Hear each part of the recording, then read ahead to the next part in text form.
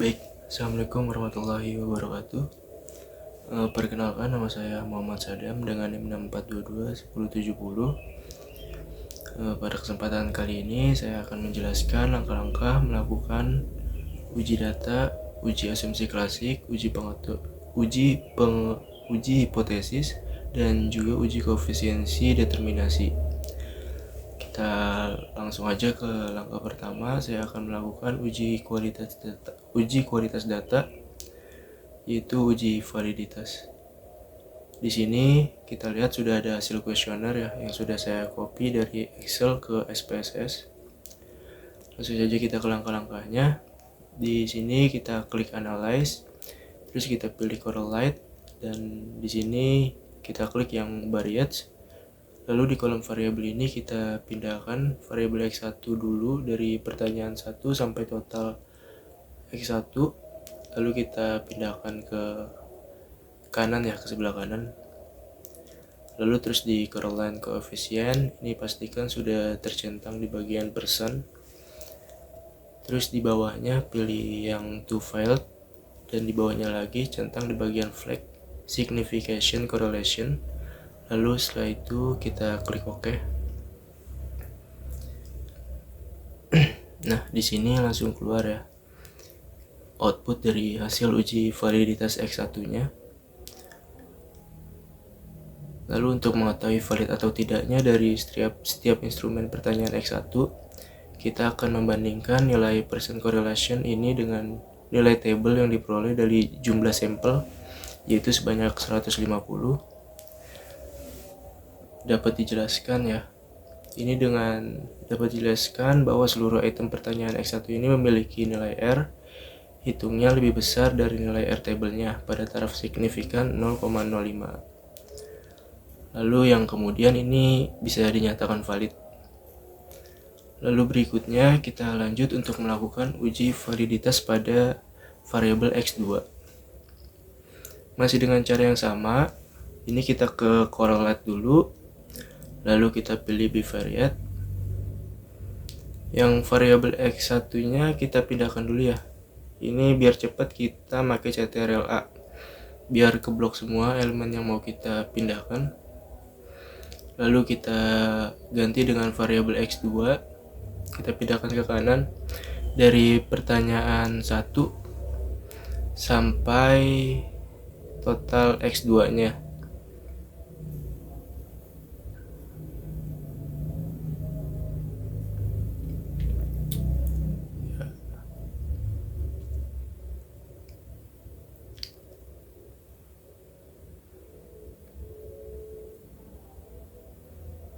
Oke, baik. Setelah kita pindahkan semua ya, lalu sudah muncul ya, ini hasil output dari hasil uji prioritas X2. Dapat dijelaskan bahwa seluruh item pertanyaan dari X2 ini memiliki nilai R hitungnya lebih besar dari nilai R table. Yang demikian bisa dinyatakan X2-nya ini valid.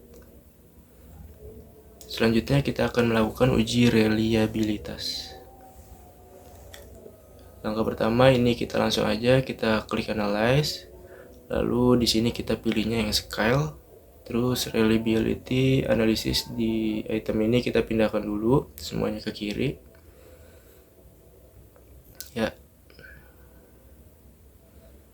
Setelah itu itemnya kita pindahkan variabel X1 dari pertanyaan 1 sampai pertanyaan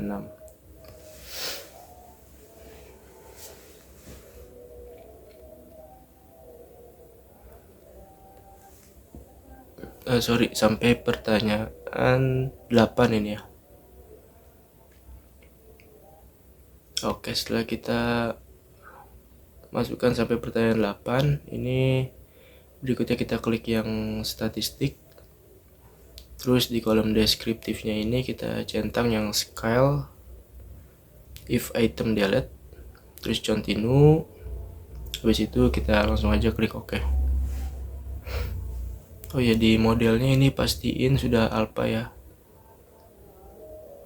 Nah, setelah kita klik OK, ini hasil outputnya langsung kelihatan dari hasil uji reliabilitas yang menunjukkan variabel X1 mempunyai nilai Cron B alfanya lebih besar dari 0,06. Sehingga bisa dinyatakan variabel X1 ini valid dan real. Berikutnya kita lanjut ke uji reliability untuk melihat X2-nya. Kita langsung aja pilih scale, lalu ke reliability analysis. Kita pindahkan semua item X1-nya ke sebelah kiri untuk kemudian kita ganti ke variabel X2-nya. Untuk variabel X2-nya ini kita pindahkan ya dari pertanyaan 1 sampai variabel X2-nya sampai pertanyaan kita akan pindahkan dari variabel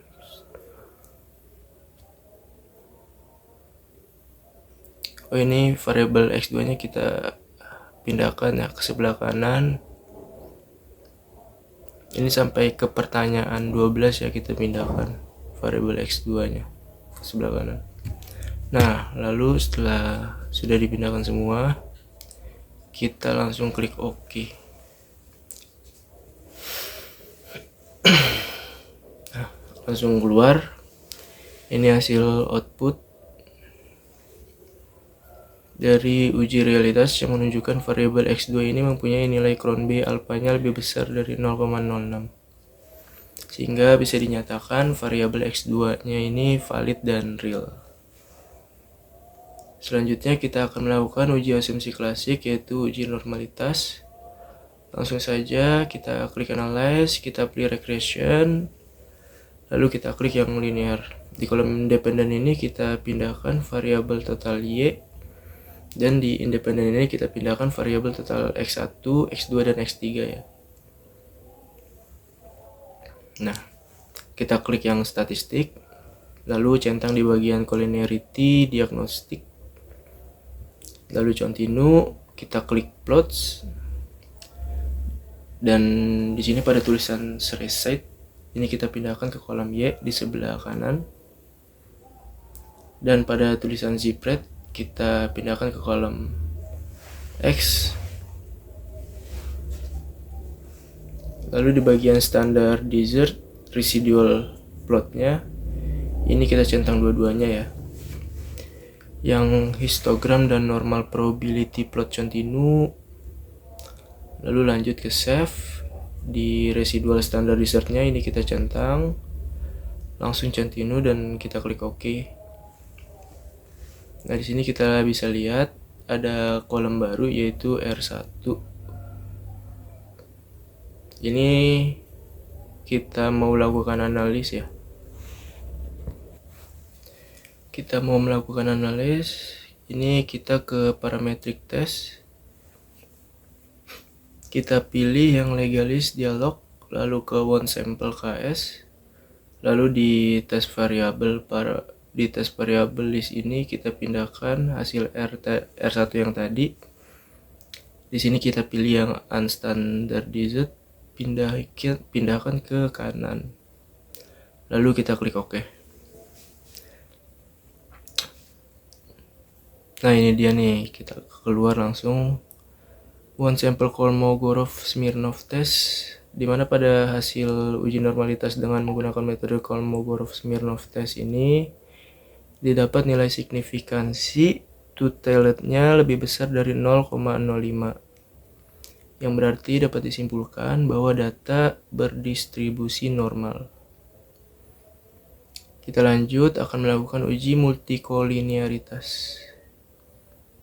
Di sini kita klik yang analyze, lalu ke regression, kita pilih yang linear. Di kolom dependen ini kita isi dengan yang variabel total Y. Dan untuk kolom independen kita pindahkan total X1, X2, dan X3-nya. Terus kita ke statistik. Kita pilih pada bagian collinearity diagnostik. Terus kita klik continue. Dan terakhir kita klik OK. Setelah itu ya ini langsung muncul hasilnya ya. Ini merupakan koefisien dari tabel hasil output dari uji multikolinearitas. Kita bisa lihat di bagian koefisien dan kolinearitas statistik. Di sini tabel tolerance dan variabel X1, X2 dan X3-nya lebih besar ya, dari 0,10, dan nilai VIF dari tabel variabel X1, X2 dan X3-nya yaitu 1,52 yang berarti lebih kecil dari 10,0. Maka kita dapat ambil kesimpulan bahwa dalam model regresi tidak terjadi multikolinearitas antar variabel bebas. Berikutnya, langkah selanjutnya, di sini saya akan melakukan uji heteroskedastisitas menggunakan Glaser. Di sini kita pilih yang klik analyze, kita ke regression, kita pilih linear, lalu di kolom dependent kita pindahkan total Y. Dan pada kolom independen kita pindahkan total X1, X2, dan X3-nya. Setelah itu kita klik save. Di bagian residual kita centang as standard insert, lalu klik continue, lalu terakhir kita klik OK.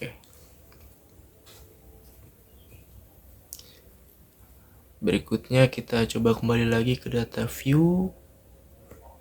Di sini kita lihat apakah hasilnya sudah keluar ya dengan melihat di data view. Nah, di sini setelah kita lihat hasil res 1-nya ini sudah keluar ya. Lalu kita biarkan saja karena kita akan mentransport datanya.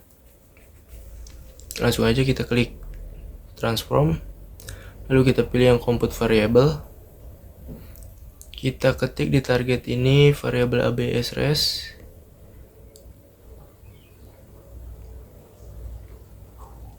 Oh ya, kita ketik di target variabel ini ABS res ya. Lalu function group ini kita klik yang arithmetic. Dan di function and special variable ini kita klik yang ABS lagi sebanyak 2 kali, kita double klik. Setelah di numeric expression ini sudah keluar, nah kita pindahkan R1 yang tadi yaitu unstandardized ke sebelah kanan, lalu kita klik OK. Ya, berikutnya setelah kita klik OK, di sini kita coba balik lagi ke data view ya untuk melihat data yang tadi apakah udah keluar apa belum. Nah, di sini setelah kita ke data view ini ternyata ABS res-nya yang tadi kita yang kita transform itu udah keluar ya. Lalu kita balik ke analyze, terus ke regression linear. Di kolom dependent ini variabel totalnya Y-nya kita pindahkan dan kita ganti dengan hasil transform data yang tadi yaitu yang ABS res. Lalu kita klik OK. Ya, langsung keluar ya hasil dari uji heteroskedastisitas ini menggunakan Glaser. Ini langsung keluar datanya. Selanjutnya saya akan melakukan uji analisis regresi linear berganda, yaitu cara yang pertama kita klik analyze, kita ke regression lagi, terus klik linear. Nah, di kolom dependent ini kita pindahkan variabel Y-nya. Sedangkan di kolom independen kita pindahkan total X1, X2, dan X3-nya. Lalu langsung kita klik OK. Nah, di sini dapat dilihat di tabel koefisien ini merupakan hasil dari uji analisis regresi berganda. Ya, bisa dilihat ya hasil uji analisis regresi bergandanya di sini. Ya, selanjutnya langsung aja ya. Saya mau melakukan uji T parsial. Kita langsung aja ke analyze, kita ke regression, lalu ke linear. Di kolom dependen ini kita pindahkan total Y-nya, dan di kolom independen ini kita pindahkan ini X2, total X2 dan X3-nya ini, X3 dan X2-nya ini kita pindahkan dulu ya. Soalnya kita ini mau menguji secara parsial variabelnya terhadap variabel Y. Oke, jadi di sini kita mau lihat total variabel X1 ke variabel X, Y-nya. Kita klik OK. Nah, di sini langsung kelihatan ya dibandingkan dengan tabel koefisien, yang artinya terdapat pengaruh budaya kerja terhadap kinerja. Yang artinya terdapat pengaruh budaya kerja terhadap kinerja karyawan secara signifikan.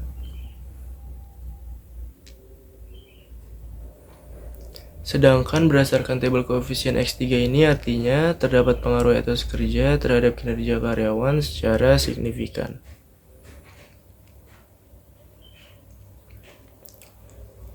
Lalu kita akan melakukan uji F simultan. Langkah pertamanya kita klik analyze, kita pergi ke regression, lalu ke linear. Ini masih sama caranya kayak uji analisis regresi linear berganda. Kita klik di kolom dependennya, pindahin total Y-nya, dan di kolom independen kita pindahin variabel X1, X2, dan X3-nya. Langsung kita klik OK. Nah, di sini langsung keluar berdasarkan tabel koefisien X3 ini artinya terdapat pengaruh motivasi kerja terhadap kinerja karyawan secara signifikan. Uji F simultan dapat kita lihat di tabel ANOVA ini ya. Ya, bisa kita lihat nilai signifikan untuk pengaruh etos kerja dan lingkungan kerja dan motivasi kerja terhadap kinerja karyawan lebih besar sebesar 0,05, dan nilai F hitungnya sebesar 15,963. Selanjutnya kita akan melakukan uji koefisien determinasi parsial. Yang pertama kita klik analyze, lalu kita klik regression, lalu kita ke line. Nah, di kolom dependen ini ada total Y, lalu di independennya ada variabel X1, X2, dan X3. Kita klik statistik. Di sini langsung aja kita centang yang parts and partial correlation. Kita klik, kita centang, terus kita continue, lalu klik OK. Nah, dari tabel data yang diperoleh, nilai standar di Z koefisien ini dan nilai zero order nantinya akan dikalikan ya untuk mengetahui nilai dari koefisien determinasi parsial tiap variabel untuk mengetahui sejauh mana variabel etos kerja, lingkungan kerja, dan motivasi kerja mempengaruhi kinerja karyawan. Kurang lebih seperti itu penjelasan dari saya. Dari langkah-langkah uji kualitas data, uji asumsi klasik, pengujian hipotesis, dan uji koefisien determinasi. Kurang lebihnya mohon maaf. Saya Muhammad Sadam undur diri. Wassalamualaikum warahmatullahi wabarakatuh.